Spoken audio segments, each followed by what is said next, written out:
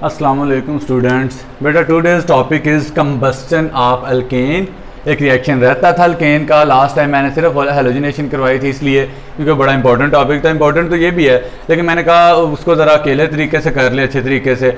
Alkyne and it's occurrences, दोनों चीज़ों को मैंने अटैच कर दिया है। सबसे पहले हम कंबस्टन के बारे में देखेंगे। कंबस्टन मतलब जलने का अमल। हमने ऑर्गेनिक कंपाउंड की प्रॉपर्टीज में पढ़ा था कि इनके अंदर कार्बन मौजूद होती है जिसकी वजह से ये कंबस्ट होते हैं, जिसकी वजह से हमें हीट मिलती है। उस हीट को हम मुख्तलिफ पर्पजेज के लिए यूज़ करते हैं। फॉर एग्जांपल फॉर ऑटोमोबाइल, उसके अलावा फॉर कुकिंग पर्पज़, उससे हम ट्रेन वगैरह चलाते हैं। इंडस्ट्रीज़ के अंदर उस हीट को यूज़ करते हैं for heating and boiling purpose and so on. So combustion का अमल किस तरह होगा, क्या होगा, उसके अंदर जो डिफरेंट डेफिनेशंस आएंगी या इंपॉर्टेंट चीज़ें आएंगी वो मैं आपसे डिस्कस करने की कोशिश करूँगा। कंबस्टन दो तरह की हम स्टडी करेंगे। एक होगी complete combustion and second one is the incomplete combustion. अगर हम कंप्लीट कंबस्टन की बात करें तो हम कहते हैं लेट्स सपोज ये मेरे पास मीथेन है, ये रिएक्ट करेगा विद ऑक्सीजन, तो मेरे पास CO2 carbon dioxide plus water plus a lot of heat. अगर हम इस इक्वेशन को बैलेंस करें तो यहाँ पे 2, तो इक्वेशन बैलेंस हो जाएगी। अब यहाँ पे आपकी बुक पे मेंशन नहीं लेकिन हाईएस्ट क्लासेस में जाके आप देखेंगे कि ऑलमोस्ट 1 मोल मीथेन को बर्न करने के लिए आपको 891 किलो जूल एनर्जी मिल जाती है। यानी कंबस्टन से हमें काफ़ी मिकदार में एनर्जी मिलेगी मीथेन वगैरह को बर्न करने के लिए एंड सो ऑन। अगर हम इनकम्प्लीट कंबस्टन की बात करें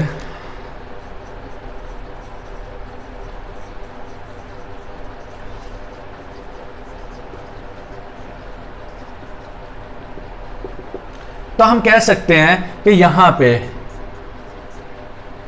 ऑक्सीजन बर्न तो होगी लेकिन carbon monoxide plus carbon plus water molecule हमारे पास प्रोड्यूस होंगे।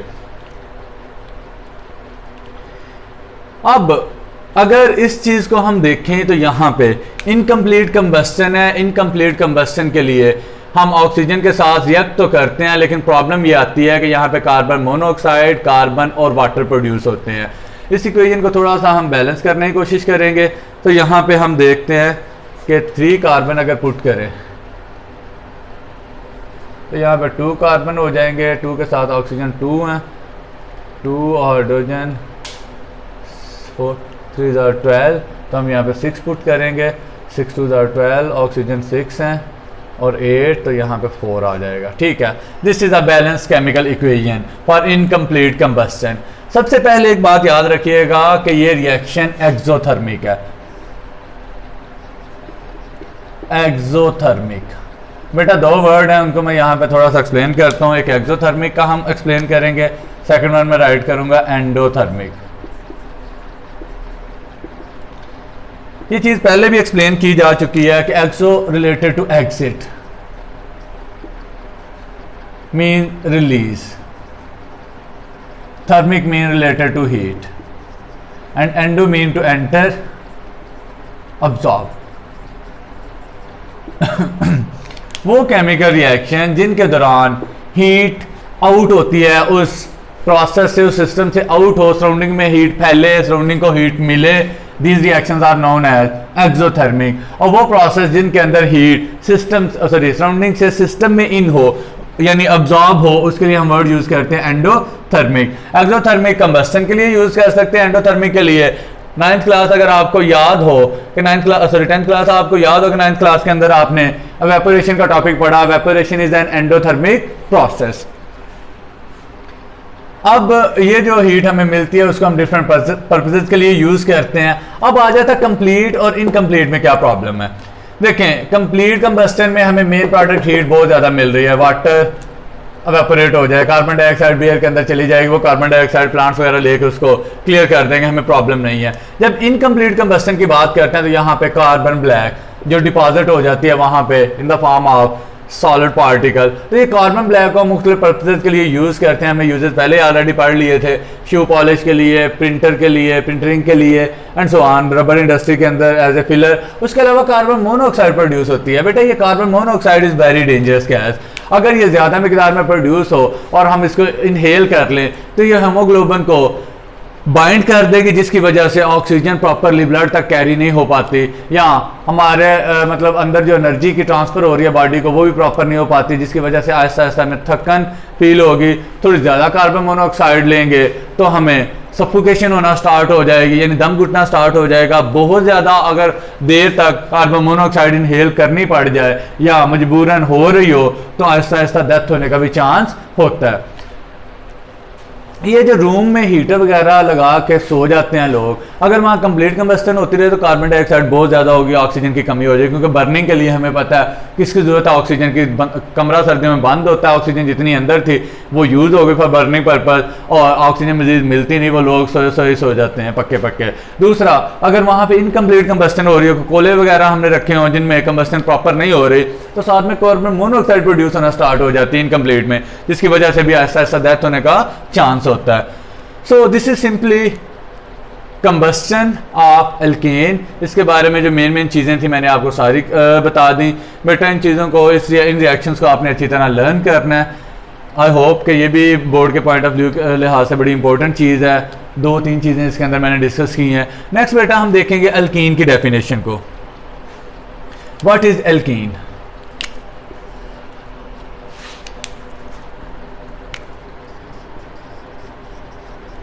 अगर हम एल्कीन की बात करें तो सबसे पहली बात, this is unsaturated compound.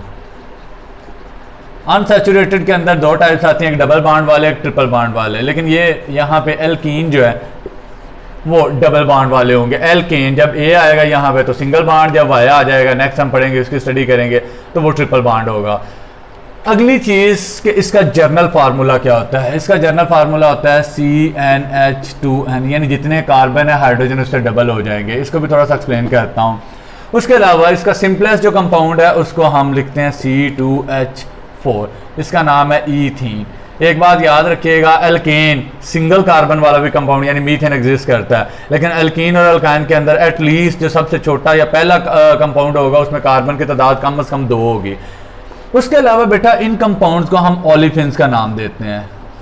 Olefins एक लैटिन वर्ड है, इसके अंदर इसका मतलब यह है कि ऑयल फार्मिंग या ऑयल गिविंग। अब इसका नाम ओलिफिन्स क्यों पड़ा? कहते हैं एल्कीन्स, लोअर एल्कीन्स मतलब ईथीन, प्रोपीन, ब्यूटेन, ये कम मॉलिक्यूलर मास वाले, कम कार्बन एटम वाले। लोअर एल्कीन कम बॉइलिंग पॉइंट वाले भी इनको बोलते हैं। लोअर एल्कीन जब हेलोजेंस के साथ रिएक्ट करेंगी, हेलोजेंस क्या होती हैं? 17 ग्रुप एलिमेंट, जिनको मेनली 7 ग्रुप एलिमेंट भी बोल लेते हैं, fluorine, chlorine, bromine and iodine.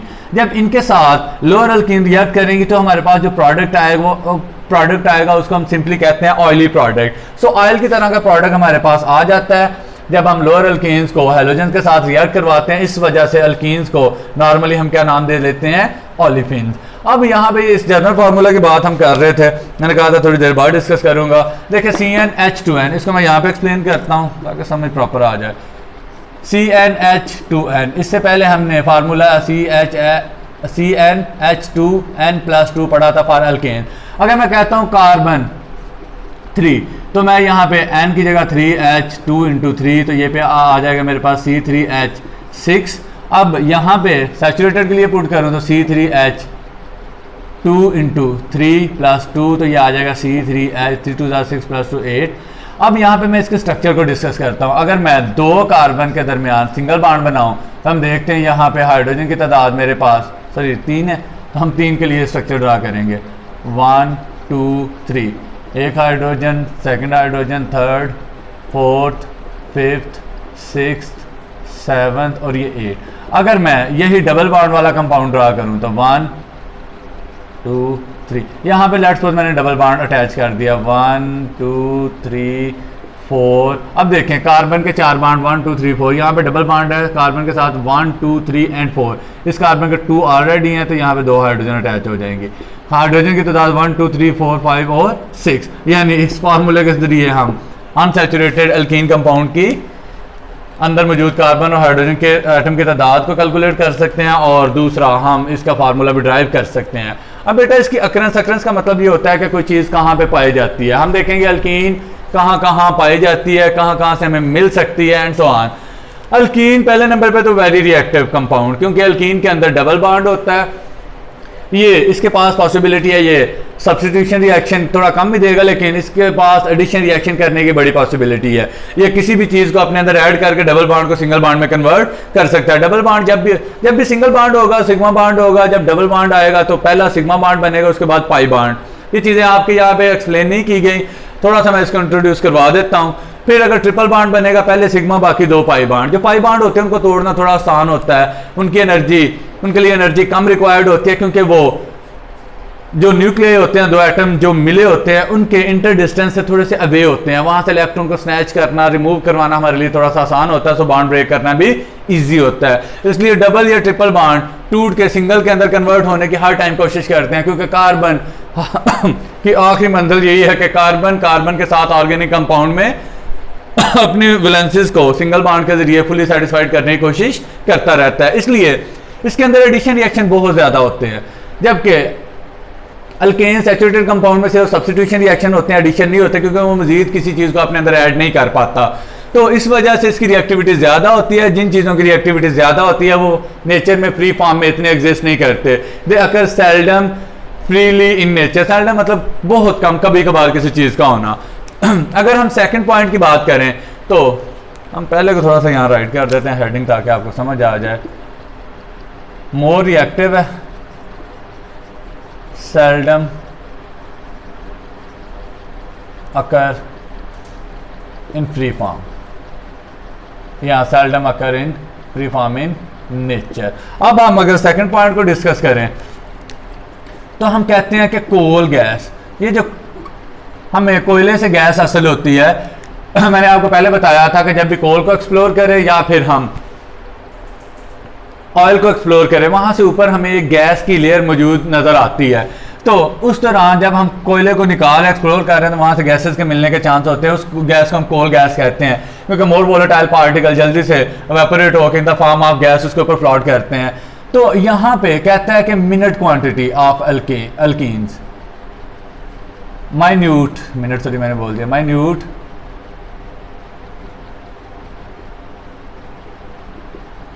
Quantity, यानी बहुत ही थोड़ी सी क्वांटिटी कोल की हमें यहां से मिलेगी।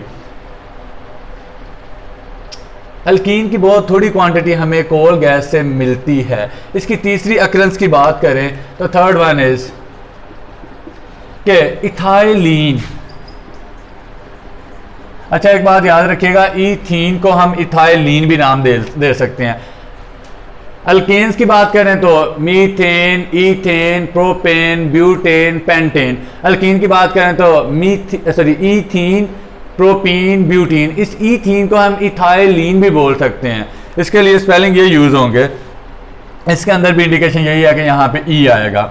इथाइलीन जो है वो नेचुरल गैस के अंदर ऑलमोस्ट 20% तक, अप टू 20% तक पाया जाता है। मैंने आपको कहा था कि जहां पे हमने स्टडी किया था नेचुरल गैस के अंदर मीथेन 85% तक है। मैंने कहा आपकी बुक ही इसको जुटलाने की कोशिश करेगी, हायर लेवल पे भी आगे जाके स्टडी करेंगे कि मीथेन की परसेंटेज एग्जैक्ट 85% नहीं होती, थोड़ी बहुत वेरी करते हैं। अब देखें अगर नेचुरल गैस के अंदर इथाइलिन 20% है तो डेफिनेटली बाकी तो 80% बचा, तो मीथेन अकेली बेचारी 85% कैसे हो सकती है।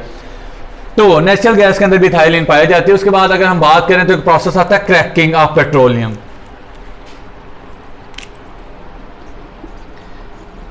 क्रैकिंग